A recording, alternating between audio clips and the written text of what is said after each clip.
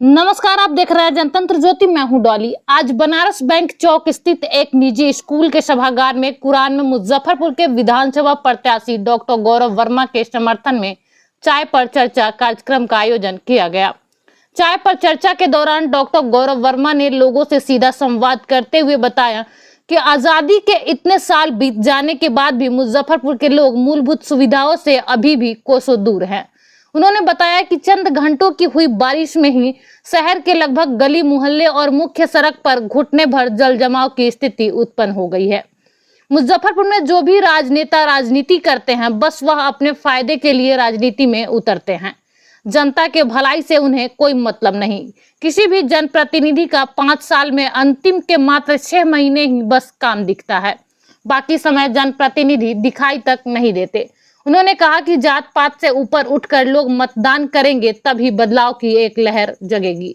अगर मेरे द्वारा किए गए वादे पर यदि मैं खरा नहीं उतरूंगा तो मैं पद से इस्तीफा दे दूंगा। हम लोग नेता चुनते हैं 5 साल के लिए नेता चुनते हैं। बहुत अच्छा टाइम फ्रेम हम लोगों के संविधान में निर्धारित किया गया।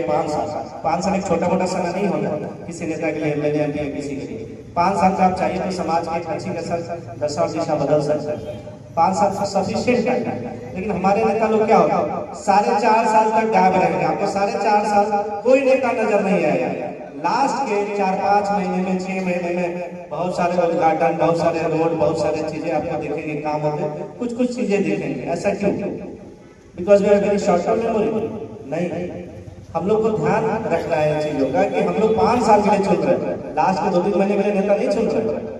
और भी बहुत सारे फैक्टर्स है। देखिए, आज हम लोग वोट किस पे करते हैं? पहला चीज, हम लोग जात पात में बातें बढ़ जाते हैं। मैं एकदम प्रैक्टिकल बातें करने आया हूँ। मैं नेता नहीं हूँ, मैं आपका बेटा, मैंने पहले ही बोला ना। मैं स्पीच याद करता हूँ, मैं तैयार करता हूँ, कुछ भी नहीं। जो मेरे मन में है मैं वही बोलता हूँ। मैं हमेशा अपने मन से मैंने बोला है कि हम लोग क्यों बहक जाते हैं जात पात की राजनीति में। इस जात पात की राजनीति से किसका भला होता है? क्या हमारे समाज का भला होता है? सभी लोग बताइए अपने दिल पे हाथ रखें कि जात पात की राजनीति से किसी समाज का भला होता है? नहीं होता। भला किसका होता है? नेता लोगों का भला होता है, और किसी का भला नहीं होता। हम लोग दबे पिछले रह जाते हैं। देखिए, मैं अपने आप को इसलिए इंक्लूड कर, मैं भी सर्जन में सपना नहीं, बहुत बड़ी सर्जरी है। तो आज सर्जरी के साथ साथ मुझे समाज में एक सर्जिकल स्टेप उठाने की जरूरत क्यों पड़ी? वो इसलिए कि आज समाज को जरूरत है। क्यों नहीं हो लगी कि पुस्तकालय खुल जाए? क्यों नहीं हो लगा कि पुस्तकालय खुल जाए, वहाँ पे बच्चे, उस एरिया के बच्चे, मान लीजिए इस एरिया के बच्चे इस एरिया के पुस्तकालय में जाए, वहाँ पे पढ़ाई लिखाई करें? क्यों नहीं? किसी ने कभी नहीं ध्यान दिया कि शिक्षा पे कोई काम किया जाए। किसी ने कभी नहीं ध्यान दिया कि यहाँ के बच्चे हायर एजुकेशन के लिए मुजफ्फरपुर में रहे। कर्नाटक, महाराष्ट्र ये इधर उधर नहीं भटक, बाहर जाके बिहारी को क्या झेलना पड़ता है मैं बखूबी जानता हूँ। बहुत सारी चीजें झेलनी पड़ती है, आप आए दिन पेपर में देखते हुए। तो इसके लिए कहीं ना कहीं हमारे जनप्रतिनिधि जिम्मेवार है। कभी आउट ऑफ बॉक्स किसी ने नहीं सोचा, किसी ने कुछ करने की सोचा भी नहीं कि भाई कुछ अलग हट किया जाए। आप एक सर्वे कर लीजिए, हर दूसरे घर का बच्चा बाहर पढ़ने के लिए गया। आप चाची अपने घर में दूध उबालती है, अगर दूध का क्रीम निकाल दिया जाए तो दूध में क्या बचेगा? तो हमारे दूध का जो क्रीम है बेचारा बाहर चला जा रहा है पढ़ने के लिए। तो हमारे पास बच क्या है? वो बेचारे वही सेटल कर जाए, क्योंकि जॉब वहाँ मिल जा रहा है, लोग वही सेटल कर रहे हैं। बैंगलोर, बॉम्बे, दिल्ली वगैरह सेटल कर जा रहे हैं। कुछ भी गलत नहीं, वहाँ जा रहे हैं। नहीं, आज भी मैं अभी आ रहा था जोरन छपरा से यहाँ पे आ रहा था, तो वाटर लॉग में मैंने देखा कि यह घुटने तक पानी भरा हुआ है।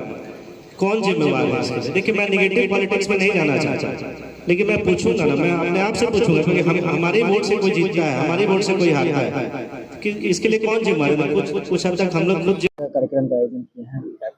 जी, आज चाय की चर्चा के अगले आयोजन में आज हम लोग यहाँ पे बनारस बैंक चौक पहुँचे। आपको जैसे पता है कि हम मुजफ्फरपुर के हर गली हर मोहल्ले में हम लोग जा रहे हैं और वहाँ के लोगों से उनके प्रॉब्लम समझ रहे हैं कि क्या कुछ प्रॉब्लम है, क्या कुछ उसके सॉल्यूशंस है। उसी संदर्भ में आज चाय पे चर्चा में लिटिल एंजल वर्ल्ड स्कूल में हम लोग यहाँ पे आए हैं। हमारे बड़े भाई डायरेक्टर साहब, इमाम साहब, सब लोग यहाँ पे, स्थानीय लोगों का काफ़ी सहयोग रहा और बहुत अच्छा रहा। यहाँ पे लोगों से मिलकर काफ़ी अच्छा महसूस। किन मुद्दों पर चर्चा की? अभी जैसे मेरा मेन मुद्दा, तो अभी मैं जैसे आ रहा था तो मैंने देखा यहाँ पे वाटर लॉगिंग की काफ़ी ज़्यादा प्रॉब्लम है, रोड का बहुत ज़्यादा प्रॉब्लम। आज आज़ादी के इतने साल बाद भी हम लोग रोड नाला पे ही अटके हुए हैं। यहाँ पे इतना ज़्यादा मुझे खुद को पूरा घुटने तक पानी था, मैं हिल के आया हूँ यहाँ पे। तो बहुत सारे मुद्दे हैं, बहुत सारी चीज़ें हैं और मुझे लगता है ग्रॉस बेसिक डेवलपमेंट ही अभी बाकी है यहाँ पे। कांग्रेस का सर दामन थामा है अपने, क्या कुछ पहले निर्दलीय थे, अब एक पार्टी के बैनर के साथ है, प्राथमिकताएं क्या कुछ है? मेरी प्राथमिकता शिक्षा, स्वास्थ्य, सुरक्षा है। और अगर पार्टी मुझ पर विश्वास जताएगी तो मैं ऑफकोर्स पार्टी से करूँगा। शहर में बढ़ते क्राइम पर क्या कुछ कहेंगे? एकदम क्राइम कंट्रोल बहुत जरूरी है। शहर का क्राइम तो एकदम अनकंट्रोल्ड हो चुका है।